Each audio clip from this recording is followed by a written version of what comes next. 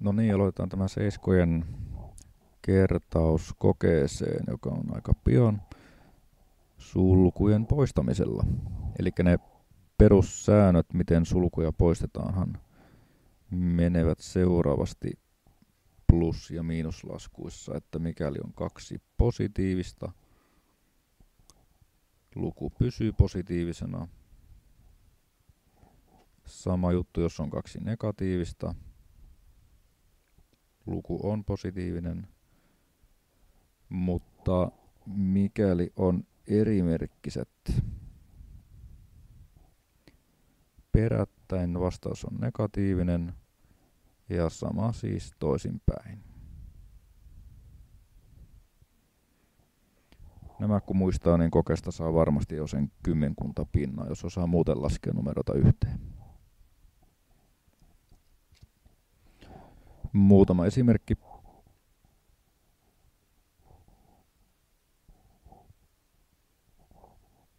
4 miinus 6. Tähän pitää laittaa nyt se yksi välivaihe, pelkkä vastaus ei riitä, eli poistetaan sulut.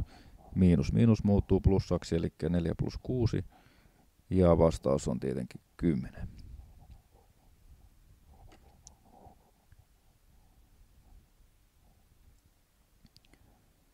Nyt saat muutaman sekunnin aikaa laskea seuraavat laskut.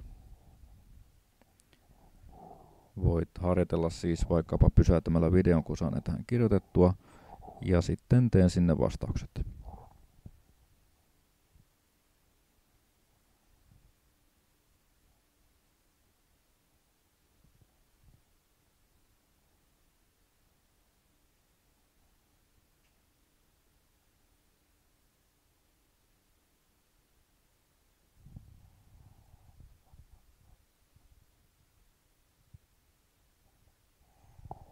Ja tietystikin B-kohdassa miinus plus muuttuu miinukseksi, eli 3 miinus 7. Se menee miinuksen puolelle, eli miinus 4. B-kohdassa on plus plus, joka pysyy positiivisena, eli välivaihe on 5 plus 10. Vastaus 15. Ja D-kohdassa plus miinus on miinus, eli 18 miinus 17 on siis 1. Ja otetaan perään heti vähän vaikeampi esimerkki, eli nyt sitten pitää poistaa useampi sulku kerralla. Saa taas hetken aikaa nyt harjoitella tätä, ja voit vaikka pysäyttää videon ja jatkaa sitten ratkaisuista, jotka tulevat tässä. Miinus plus muuttuu miinukseksi, eli 5 miinus 3. Plus miinus muuttuu miinukseksi, eli miinus 1. Ja sitten lasketaan, eli tästähän tulee tietenkin 1. Plus plus muuttuu plussaksi tai pysyy plussana. Miinus miinus muuttuu plussaksi, eli 32. Ja 18 plus 12 on 30, plus 32 on 62. C-kohdassa miinus miinus on plussa. Ja plus miinus on miinus.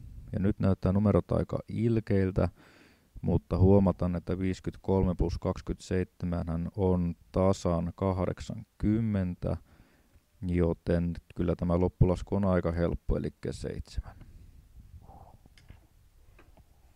Ja seuraavaksi sitten mennään niihin kertolaskuihin. Ja kerto- ja jakolaskuissahan säännöt menee hyvin samantyyppisesti kuin noissa plus-miinuslaskuissa. Eli mikäli positiivinen kerrotaan positiivisella, vastaus on positiivinen. Mikäli negatiivinen kerrotaan negatiivisella, vastaus on myös positiivinen. Mikäli negatiivinen kerrotaan positiivisella, vastaus on kuitenkin negatiivinen. Ja positiivinen, jos kerrotaan negatiivisella, vastaus on negatiivinen. Eli hyvin samantyyppisesti kuin plus-miinuslaskuissa. Otetaan muutama esimerkki.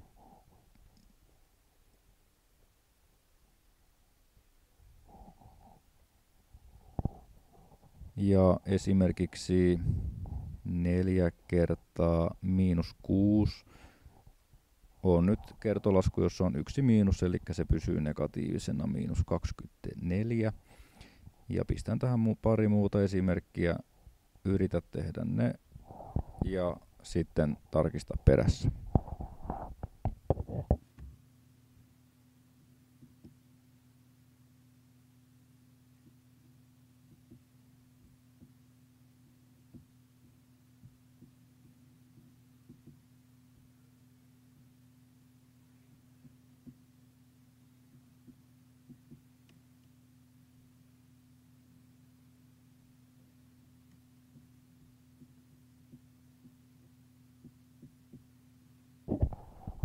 Ja aika on päättynyt, joten 7 kertaa 5 on luonnollisestikin 35. Se pysyy positiivisena, koska täällä ei ole miinuksia missään.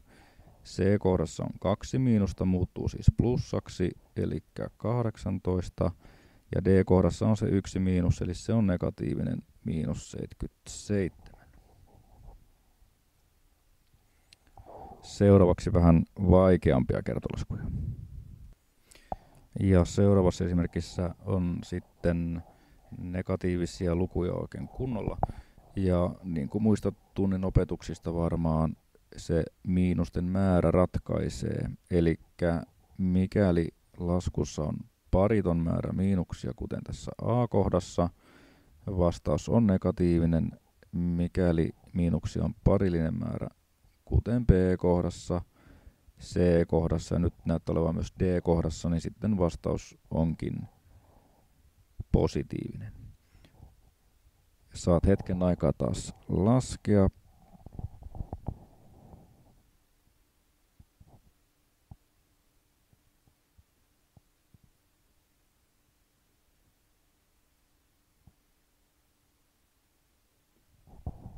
Ja aika päättyy, joten toivottavasti sulla on vastaukset. Jos ei ole, niin laita tauolle vähäksi aikaa.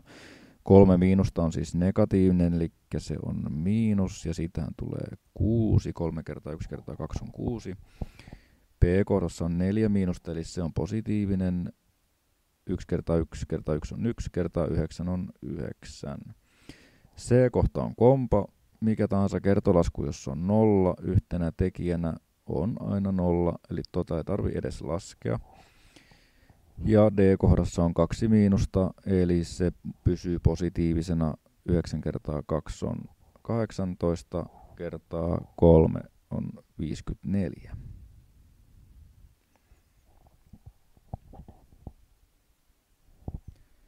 Ja vielä tähän loppuun muutama jakolasku.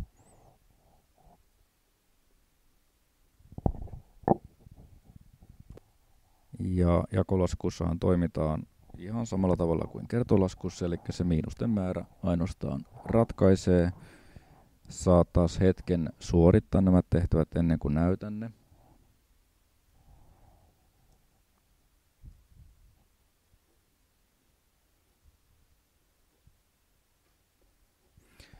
Ja aika on päättynyt, eli miinus 15 jaetaan miinus 3. Siinä on 2 miinusta, eli vastaus on positiivinen. Ja 15 jaettuna 3 on tietenkin 5. B-kohdassa on 1 miinus, joten vastaus on myöskin negatiivinen. 24 jaettuna 6 on tietenkin 4. C-kohdassa on 1 miinus, joten tämänkin vastaus on negatiivinen. Ja 19 jaettuna 1 on tietenkin 19. Ja D-kohdassakin on se 1 miinus, joten vastaus on negatiivinen. Ja 39 jaettuna 3 on 13. Ja kun asia vähän vaikenee, niin mennään sitten toiseen väriyhdistelmäänkin. Yhdistetyt laskutoimitukset on tulevan kokeen varmaankin vaikein asia. Ja sitä varten tarvitset ensin sen laskujärjestyksen. Ja toivottavasti muistat sen ulkoa, koska sitä on kyllä johdettu alakoulussakin ihan tarpeeksi. Ensin tietenkin poistetaan sulut. Eli lasketaan mitä sulkujen sisällä on. Sen jälkeen kun sulut on poistettu, tulee, toivottavasti muistat oikein, kerto- ja jakolaskut.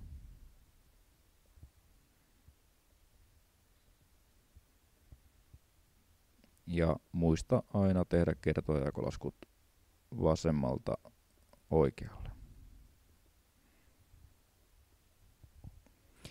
Ja sitten on jäljellä enää ne plus- ja miinuslaskut, jotka suoritetaan viimeisenä.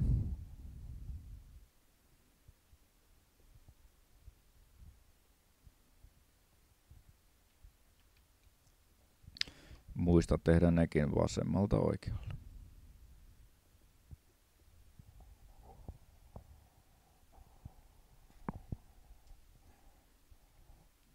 Ja otetaan muutama esimerkki. Ja nämä onkin sitten viimeiset tehtävät tähän videoon. Käytä ensin hetki aikaa ja yritä tehdä ne ihan itse. Eli käytä hyväksi näitä laskujärjestystä ja suorita tehtävät A, B, C.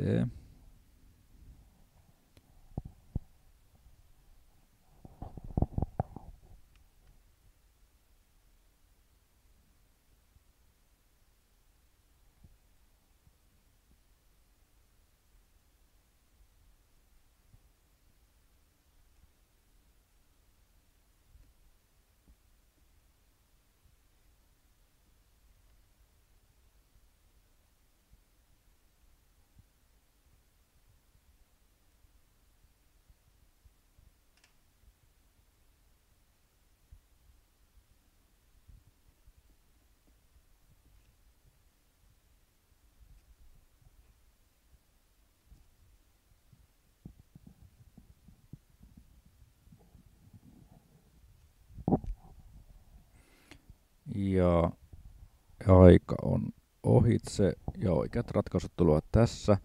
Eli ensin lasketaan tietenkin sulut, eli 2. Tämä välivaihe pitää kirjoittaa kokeessakin. Seuraavaksi kertolasku ja lopuksi vasta se vastaus 20.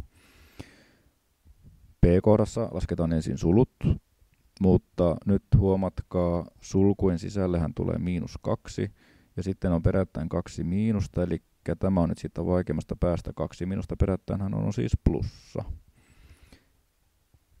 Kertolaskun voi suorittaa samalla ja lopuksi vain summataan nämä, eli 19. Ja C-kohdassa periaatteessa pitäisi aloittaa suluista, mutta kun sulkulasku ja kertolasku on nyt erikseen, niin ne voi laskea samaan aikaan. Eli kertolaskustahan tulee näin, anteeksi tietenkin 45, tekee se opettajakin virheitä. Ja 20 miinus 32 on -12, eli näin. Poistetaan vielä jälkimmäinen sulku, plus miinus on miinus. Ja seuraavaksi nyt tulee aika vaikea miinuslasku, mutta voi ensin miinustaa 18 miinus 12, eli 6, jolloin loppulasku on paljon helpompi, eli tietenkin -39.